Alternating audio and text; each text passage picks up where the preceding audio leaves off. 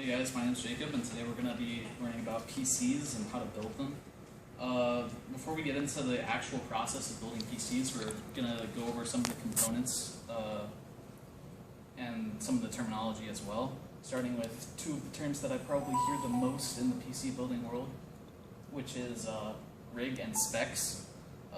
Rig usually refers to like the physical, the actual physical computer. Like you know, a lot of people will say, "Hey, bro, that's a nice rig you got there. What's the specs?" And specs are, of course, the specifications, which are the MOBO, CPU, RAM, GPU, HDD, PSU, and case. That's a lot of like technical jargon and mumbo jumbo, so I'm gonna go ahead and break that down, starting with the most important part, of course, the motherboard. The motherboard controls everything. It's where all of the parts go. It's where everything goes. And you know, when anything goes wrong in the motherboard, it will usually tell you through a blue screen, of course. The CPU or core processing unit is literally what does all the processing of the computer. It is the brain of the computer. You'll hear dual core and quad core a lot, and a lot of those terms and overclocking and all that stuff. A core is a computational unit that basically does a lot of number crunching.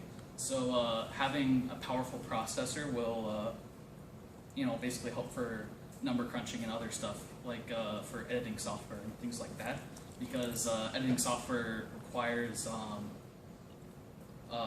there are usually a lot of like technical algorithms and like lens flares and other effects and stuff like that. So you know, having a powerful processor will help a lot. RAM, or random access memories, not only is it a really good Daft Punk album, but it's also like it's basically free space that your computer can use at any time. I like to say that it's a lot like having a nice pair of running shoes, because you know, since it's free space, the running shoes can help you run around a lot. Also, if you have like multiple monitors, having a lot of RAM or good RAM can speed up the process a lot. And yeah, it's a lot like having a nice pair of shoes.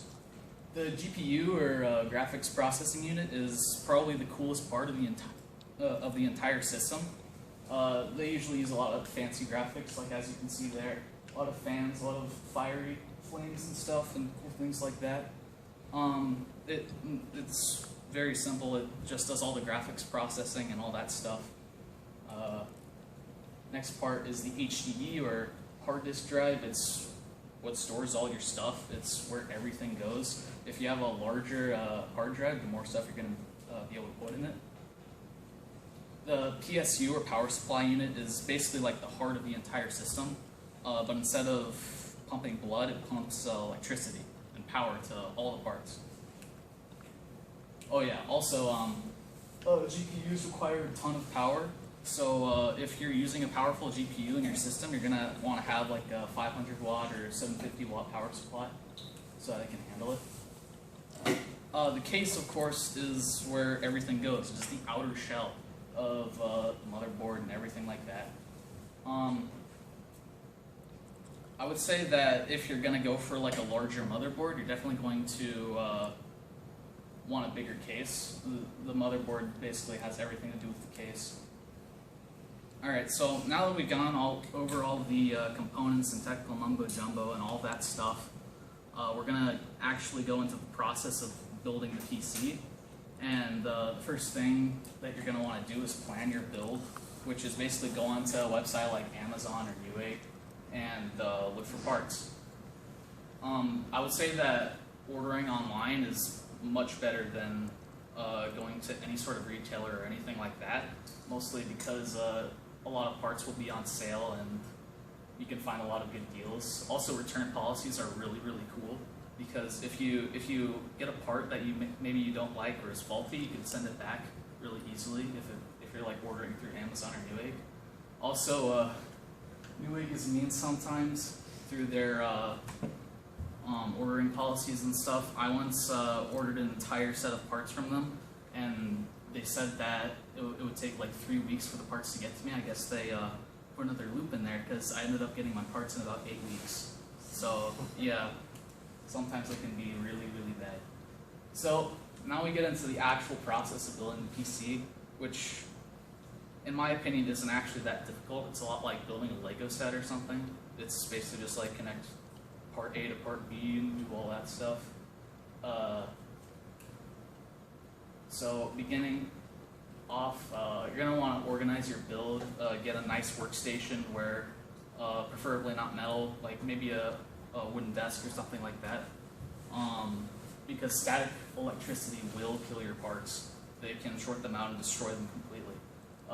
There's usually an anti-static bag that comes with the motherboard, so you can use that and place your motherboard on that when you're installing your parts. So after you get the motherboard out and put it on your anti-static bag, put the CPU there, which is pretty simple. You just there's like a little latch right here that you lift up. You can put it in there. Like I said, it's a lot like building Legos. It's really easy. Then after that, you're going to want to install your motherboard. There are these things called standoffs, which are really, really annoying. They are little screws that that you need to mount your motherboard. So yeah, you basically just put the standoffs there. Every case is different. Every motherboard is different. I like using Google because Google has everything. Google will tell you if you're messing up. So just look up your case on the internet, look up your motherboard, and probably find it.